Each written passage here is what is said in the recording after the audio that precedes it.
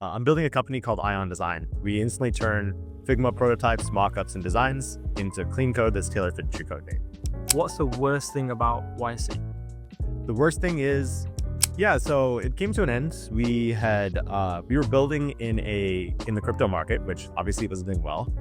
And my co-founder didn't want to continue, so we really just shut down. He went and did his own thing, and I started Ion. Now, if what we're working on doesn't work, and also grass is always greener. As an entrepreneur, you always look at something and you're like, man, it sounds fun to do this until you go there and get punched in the face 50 times, right? How did you deal with the idea of shutting down a company though? Yeah, man, it was difficult. Shutting down a company and assigning yourself to some failure on what you're working on is always really hard. But at the end of the day, this is the game that we sign up for, right? This game is really intense, and we decide to play life on the hardest part. There's much better ways to make money than starting startups and doing this thing. So failure is just a natural part of it, and it's actually just an opportunity for learning if you reframe it. Welcome back to Those Who Build, a podcast focused on speaking to some of the best startup founders out there. I'm super excited for this episode because we speak to Samraaj. Samraaj is not only a 2x YC founder, but a dancer, an ex-ice cream man, a husband, and much more. We speak about how he embraces failure and learns from his mistakes to really drive forward his latest startup. He's changing the future of design right in the center and heart of San Francisco. So, listen along to the episode to figure out how you should embrace failure as well. Hey man, how you doing? It's good, Jay. How are you doing? Yeah, I'm not too bad, thank you. So tell me, what are you building and why? Yeah, I'm Samraaj. I'm a multi-time entrepreneur, and I've been working in tech for about 10 years. And started companies even in the physical ice cream space in the past, so I have a breadth of experiences. Right now, I'm building a company called Ion Design. Ion instantly turns your Figma prototypes, mockups, and designs into clean code that's tailor-fitted to your code base. So we understand what your engineers have already built and generate code that looks just like it. Awesome. Why are you doing that? Yeah, this is a personal problem I've faced many times in my career. In my career, I've been a full stack and front-end engineer. I've been a design manager, and I've been a product manager. And basically at every organization, this was a bottleneck that was just kind of a pain in the ass for everyone involved. And I wanted to solve it, right? As a PM, I would always want to write experiments with a UI to understand how to convert users better. And it was really hard to justify against actual core product builds. And I wanted to really own that. So I went ahead and solved that problem. What we want to make happen is we want the designers and product managers, aka the people who spend all day talking to the customer, understanding their problem and solving their problems, to own what happens at the end at the product. You want to turn your designers into design engineers and make this world happen. That's awesome. It's really cool. So tell me, you're a founder in San Francisco. You're 2x YC. For those of you who don't know, YC is Y Combinator. It's one of the world's best startup accelerators. They fund each company that comes through the batch, and it runs for about 3 months, and there's a demo day at the end. So maybe a question that you don't often get asked is, what's the worst thing about YC? This is a good question. I have almost nothing bad to say about YC itself. YC was instrumental for both of my previous companies. And for Ion, it's amazing, right? It's a great distribution channel. I can sell into our network and actually help people out and really help with fundraising, all of the above. But the only thing that I would say is rough is actually more self-imposed than imposed by YC. Because you're in a 3-month, really intense, really difficult period with a clear deadline, demo day, where you want to show as much growth. You want to really understand what the thing is, and there's a strict deadline. And work comes in asymptotes and waves pretty often, right? Periods of intensity, periods of relaxation, but just less hard. And a prolonged 3-month period is really intense. And I gained 15 pounds during YC because I stopped working out. I mean, the partners obviously advise against this, but it's hard to really live by that. And gained 15 pounds. I wasn't sleeping very well because I'd wake up in the middle of the night, stressed out about what was happening, and making sure we capture customers, figure out how to do sales, making sure I was growing at a really good rate. And I think when you're in that type of an environment, you start to optimize for maybe not the best things. We were doing things that don't scale to too high of a regard. And I think all the pressure on demo day and that type of stuff pushed us to do that. And afterwards, we got some customer churn, but we really stepped back and looked at what we were doing and figured out how to reorient yourself and grow more scalably. So that was great, but I would say that's the worst part, is more self-imposed than YC itself. So did you know that there have been roughly about 9,400 founders that have been through YC in total? And did you know that you're actually in the top 25% of YC founders because only 230 have done it twice? Oh, wow. I did not know that. Um, It I was got oh a couple of friends who've done it twice and they're all pretty strong, but I just kind of lucked into it because I have a good relationship with Dolphin from my last company, all that type of stuff. So yeah, it's a cool thing that I looked up. Um, so you obviously being two times YC means that your first startup did it. How did that end? Did it come to an end? Are you transitioning? What happened? yeah, so it came to an end. We were building in the crypto market, which obviously was doing well. And our idea was protecting your assets in case you die, right? So if you are holding a decentralized asset with your own keys, and you, for whatever reason, are unable to proctor the transfer, it's just lost, right? Unless somebody has access to your keys, which is kind of against the point of decentralized currency, like the money is literally just going to be sitting there on the ledger, and you're essentially donating to the rest of the ledger by like locking up your tokens, right? But we realized this is a pretty big problem, right? There's no actual protocol for transference upon like end of life event. So we built a fully decentralized will and dead man switch on top of Ethereum, and we would proctor this in case people died, and we would charge like folks in order to get onto our platform, and it would be kind of like an insurance type of a thing. The things that we realized were that like this market is not nearly mature enough to have this type of relationship, and people were still gambling on these tokens, right? Which obviously they were, but the folks that gamble aren't really looking for downside protection. They're really looking for more upside opportunities.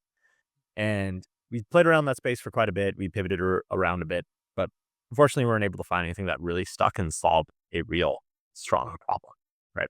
So pivoted around a bit, ended up doing some AI powered dev tooling, but then ended up shutting down because we were so far away from where we started, raised all this capital for, and my co-founder didn't want to continue. So we really just shut down. He went and did his own thing, and I started Ion.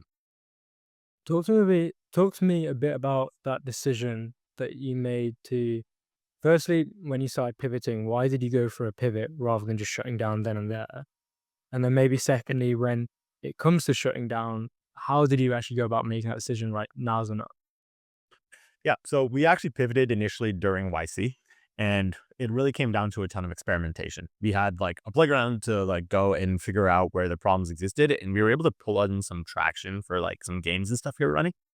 And that seemed to point towards a bigger problem. So that allowed us to see like, hey, there is something that is giving us signal. So that's enough justification for us to like keep on going with what we have. Hmm. And then we were able to pull in capital for the thing that we were building. So it kind of felt like natural for us to keep on going and building that thing rather than like, just shutting down and starting from scratch. Now, when it came to pivoting to dev tooling, that was a little bit harder to justify because like, it's so different from where we originally were. However, like it's kind of a responsibility as entrepreneurs to try to figure out something that works. But my mindset has kind of changed now, right? My mindset is that like you found companies through finding a unique insight, and unique insights come through like many, many iterations of being in the same space over a long period of time, right? And really understanding it from like the depths, right? Being a hacker and trying a bunch of different spaces, you basically end up like capping your compounding gains over and over again. But if you stay in a space for a long time, you get more and more insights, and it actually just compounds on top of itself. Now, if like what we're working on doesn't work, I have 20 iterations that we could do that are all in the same vein, but all are different things, different positionings of what we're doing, and different customers, and different ways to hit market with the same technology that all solve problems, right? If I were new to a space, I wouldn't know that. So hard pivoting, I actually not the huge fan of anymore, unless you're going into a space you actually know much more about than less Yeah. about, right? And also, grass is always greener. As an entrepreneur, you always look at something and you're like, man, it sounds fun to do this until you go there and get punched in the face 50 times, right? Like, which is really the nature of it, right? So that's kind of my mindset when it comes to pivoting now is like, if we pivot, it's really iterations. And if you have to do a hard pivot, I don't know, probably rather give the money back and go and work in that industry for a while to understand the problems a little bit deeper and then go start something once I have an insight. Hmm. How did you deal with the idea of shutting down a company though? Yeah, man, it was difficult. Shutting down a company and assigning yourself to some failure on what you're working on is always really hard. But at the end of the day, this is the game that we sign up for, right? This game is really intense, and we decide to play life on the hardest mode. There's much better ways to make money than starting startups and doing this thing. So, failure is just a natural part of it, and it's actually just an opportunity for learning if you reframe, right? Like, what is a startup? A startup is understanding a problem that exists in the world and then solving it and scaling that solution to many people through technology, right? Understanding a problem and solving a problem is essentially product market fit. And that's one of the hardest things that you could possibly do. And by doing this time and time again, you learn every single time. And being able to reframe this as like an opportunity to learn and to just dive back into it, nothing better I can ask for, right? Because I get to get signal from the market and understand what people want, what people don't want, who wants it, and be able to actually come back better and better than ever. And case in point, when my last company shut down and this company started, I started making revenue within a couple of weeks, right? Because I went and did sales because I knew who would want this now. And I knew how to do sales on them. So I did it and we're much better for it. And so that goes into what you're saying about compounding, maybe just not the industry, but also you're exercising the muscles of building a startup. What's the journey like then of building a startup? Let's say you're speaking to someone who's thinking about starting a startup. What's it like and what should they expect? Yeah. So I give mentorship to people quite often about like starting a startup and what they really want to do. I have some thoughts about that. Like, but in terms of starting a startup, it really comes down to like, what do you know? What do you want to work on and why? Right. Like, what do you know is like, what are you good at? Right. Like, what have you been doing in the world that gives you the ability to go and start something of your own? Right. Because nothing in the world is guaranteed. Like, you have to add more than you take. And looking at it in that framing, why should you have the ability to go and do this on your own? You have to know something about the world that other people don't in order to attack an opportunity, right? And if you frame it like that, it really comes down to, okay, I need to better myself to get to the point where I know what to work on, where the risk and the opportunity cost is still very high, but I know it's going to pay off, right? And that's one of the things that I tend to tell people a lot about starting a company. And the second part is like, dude, you could come up with whatever reasons for why the thing is going to work. It's not going to happen, right? Like, you got to hate yourself a little bit to do this. It's like I mentioned it earlier, there's much better ways to make money, right? Like, and for basically everyone that like has somewhat of a successful startup or like works in like the same industry as me or like is backed by some like pretty big VCs, like Mm, our opportunity cost is very high to do companies, right? And actually, I think that's a very good thing, right? If I could like leave this company and go to the market and make like 4 times more than I make right now or whatever, that means that I'm only going to go after opportunities that are aptly large yep. and actually I could throw myself at because I know there's like treasure waiting for me on the other side if I don't do this on my own, Like, so it's going to make me go as intense as possible. And if you don't have that, the incentives kind of get fucked, right? Mhm. So that's like another thing is you have to make sure that you have like really good reason to go and do something, right? Okay. The other thing is like you have to understand how to love the pain of it, right? Dude, you know this, but startups are literally like getting punched in the face over and over and over again for years, right? Nothing works. Absolutely nothing works. Agreement. Yeah, it doesn't. Actually, you get worse problems. Like, so, I mean, of course, dude, but I like miss the days where we had no customers. Because I mean, not actually, right? I love my customer. I love doing things for them, but like the thing that people don't talk about is as you scale, as you get more customers, as you get more people working with you, the problems get harder, not easier, right? It becomes more headache, not less headache, right? So essentially, you're signing up for years of just getting punched over and over again, losing a bunch of sleep, making way less money, and having a pretty binary outcome if you do the VC thing, right? Which is kind of like, okay, who the hell would make that decision? Yeah. Yeah. idiots like us is the answer. But hey, I think that it's also kind of a beautiful thing because you get to own your own destiny, right? And I think that is pretty awesome. And if you think you're a talented person or you have something new to add to the world, like that allows you to own your whole destination and make something real in the world and actually add value, right? Yeah. I think people sometimes think that startups are a quick way to make money. And that's always funny as well with my friends and other people I speak to who aren't in startups think, "God, you're your own boss. You can decide when you're taking days off. You can decide this." You know, like, no, Nope. that is not the case. It's far from it. The Uh, customer's your boss, yeah. right? Um, exactly, exactly. You need to be working all the time. Um, Yeah. but I think like I'd like unless I'm traveling with my wife. I mean, this year I did some more traveling because we had her honeymoon and like we traveled for my wife's birthday. But I work at least 4 hours every day on like weekends, everything, every single day, even if I'm at a wedding, whatever. Like I don't take days off like that, right? Like it's not really a thing that I have the the like privilege of doing, you know? but I don't know. Because obviously we're talking about the journey of being a founder. I kind of enjoy that. Like Oh I yeah, I en- could too. I enjoy working, which is I would rather sometimes sit down behind my computer and get some work done than go out and see some friends. And I love my friends, but it's just I don't know. Yeah. I'm an extroverted guy, so I really do like to hang out and go and, see my buddies and do whatever I want to, right? But at the end of the day, I also love what I do, right? Like that's one of the reasons I'm here doing this is like I love this game and I love the pain of just going in and getting tested by the market over and over again. I Mm. like to live my life intensely, like regardless of what it comes down to. And I've chosen a life that has like the maximum intensity and also has a lot of risk. And I am more than happy to assume that risk. So okay, so we go. Let's take it a step back. You went from finishing YC, finishing your first startup, and you started your second one. What was it like picking yourself back up, and why didn't you just go get a job? Yeah, this is a great question, right? And this is my second venture backed startup. So I've done other things beforehand, right? And made money on it.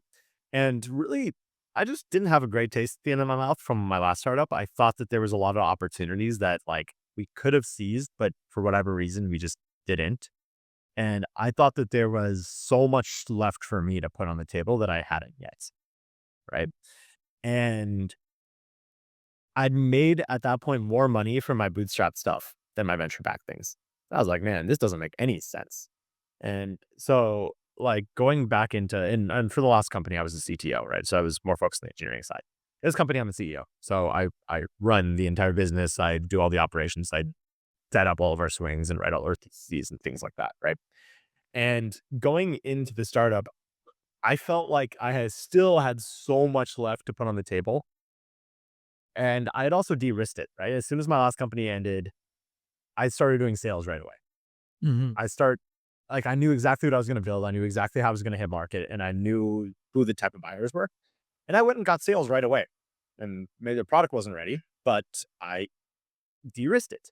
And looking at a high level, like I could go get a job making whatever, or I have this opportunity with a lot of upside, doing this thing, which obviously is an insane amount of pain, but I hadn't felt that I'd done like it to my fullest ability yet.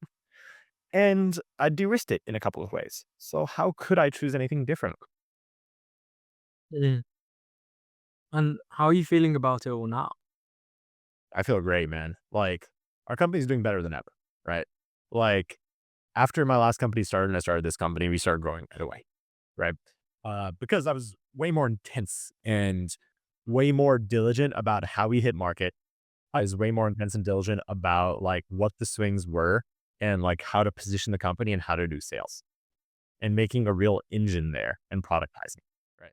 So that allowed us to start growing and start like serving customers and start making money pretty early on. And also like momentum solves all problems is one of the other things that I realized, right? This is something that like a lot of people don't talk about, but dude, all of the headaches that you have at a company when you aren't making money, if you aren't growing, all this type of stuff, everything is the fucking worst, right? As soon as you start growing, all those problems just disappear. Yeah, yeah. It's crazy, right? It is, and people don't speak about it. It's like, the numbers don't lie, right? And Numbers don't lie. Yeah. and it goes down to not just like money in the bank, but also how your team feels, Yeah. how how how your team feels, how your product grows, how just everything. It's just the mindset of the company. If you're like five dudes sitting in or five folks sitting in a room just like staring at each other with nothing working, being like, fuck, what do we do? Hmm. It can be like kind of screwed up. Like your emotions are going to be going all over the place, right? Sure. Now, when you have like 10 people complaining to you about the shit that's broken, it's kind of obvious what you have to do. Obviously, it's still a lot of like emotional and mental anguish, but like it's different. And nobody in there is questioning whether the thing is working. Yeah. You know, everyone in there is like, there's questions about like how it scales and all this type of stuff, but it's kind of obvious what you have to do. And that really just solves all these problems, right? Like all these prioritization frameworks, all this type of stuff, man, I urge them to just get in the seat, because you will know. Oh yeah. Yeah. Definitely. Yeah. Exactly. How do you think about mentorship when it comes to startups and like Yeah, yeah. this is a really good question, right?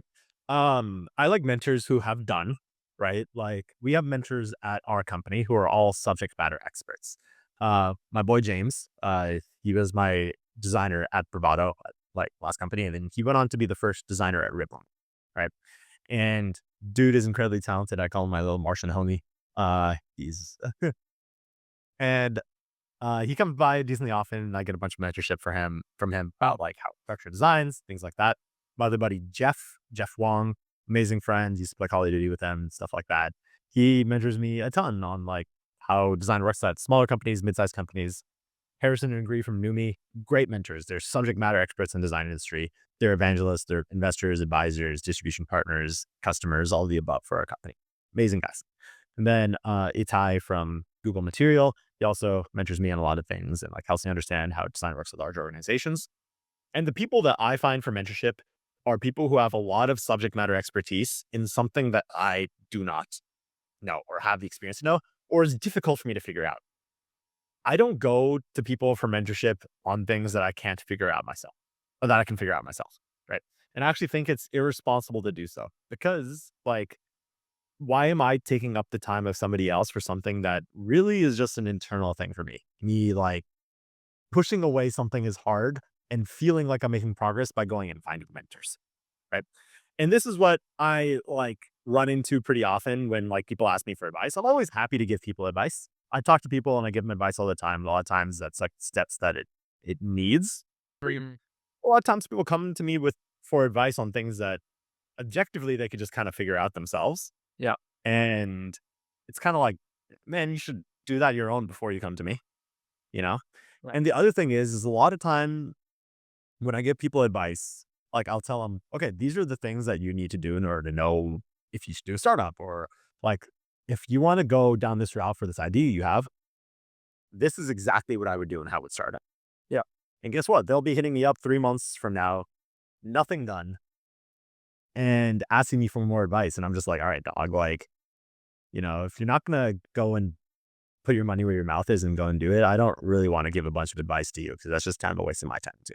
For Right. sure. And I think that's kind of like the underlying thing is like you have to put yourself into a vulnerable position Mm. to get tested by the market. And a lot of people attach themselves to the idea early on. And a lot of times the vein of my thing is like, how do I get feedback from the market as fast as possible? Right. And people don't want to do that. So Do you it's a hard think thing. that by having a mentor, you're de-risking starting a startup?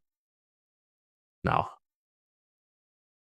Like, dude, mentors, like, come on, man. Like, what is it? What are they really going to tell you? They're going to tell you to go and work and put it on the market.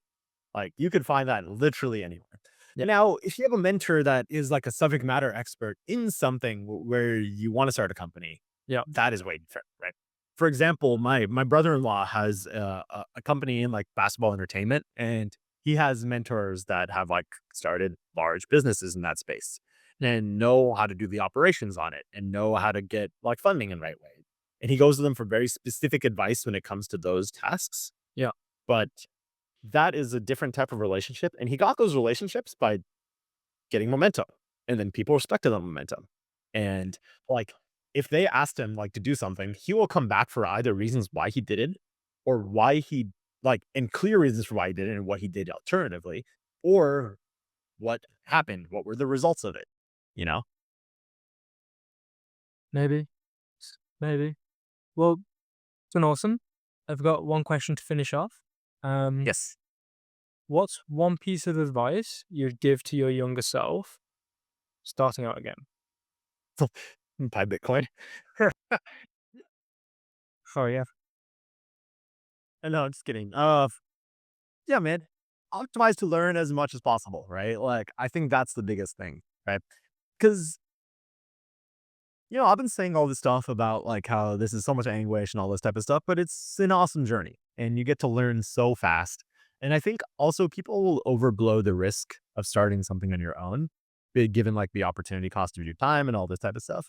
But at the end of the day, even if you don't do well doing this stuff, it pushes your career forward quite a bit, right? That's one thing I've realized. As long as you're able to get some success off of it, right? By going through YC, by making the amount of money that we have, and by like raising capital and like hiring and all this type of stuff, I have learned an insane amount. And those are all marketable skills that I could go back in the industry and make way more money than I did previously and work on more interesting things than I did previously at a higher point of leverage. So if I were to go to my younger self, I would be like, okay, where can you learn as much as possible at the highest rate about the things that you care about rather than like, hitting local maximum. And that's what I would tell myself, right? Because when you're young, that's all you really have. Like I would have been down to go and live in a freaking closet and grind all day if I was learning a bunch. And, I think that's great. Awesome. Oh, nice one. Yeah. Thank you, Jay.